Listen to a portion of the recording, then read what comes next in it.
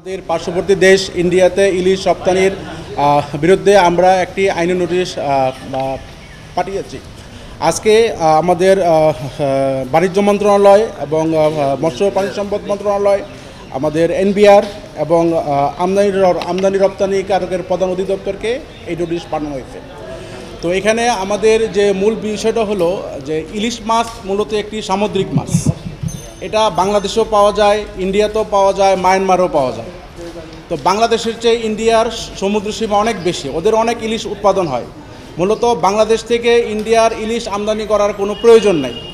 কিন্তু এখানে মূল বিষয়টা যেটা হলো যে ইলিশ মাছ যখন আমাদের পদ্মা নদীতে আসে ডিম পাড়ার জন্য, তখন এই ইলিশটা অত্যন্ত সুস্বাদু হয়, যার কারণে ইন্ডিয়া মূলত আমাদের এই পদ্মা নদীর ইলিশ আমদানি করে। এখন আমাদের পদ্মা নদীতে তো আনলিমিটেড ইলিশ নাই। আমাদের পদ্মা নদীতে যে সীমিত পরিমাণ ইলিশ আছে সেটা আমাদের বাংলাদেশের জনগণেরই চাহিদা পূরণে সক্ষম নয়। কিন্তু এই পদ্মা নদীর সমস্ত ইলিশ ইন্ডিয়াতে চলে যাওয়ার কারণে, রপ্তানি এবং অবৈধভাবে পাচার হওয়ার কারণে বাংলাদেশের জনগণ এই পদ্মা নদীর ইলিশ থেকে বঞ্চিত হচ্ছে।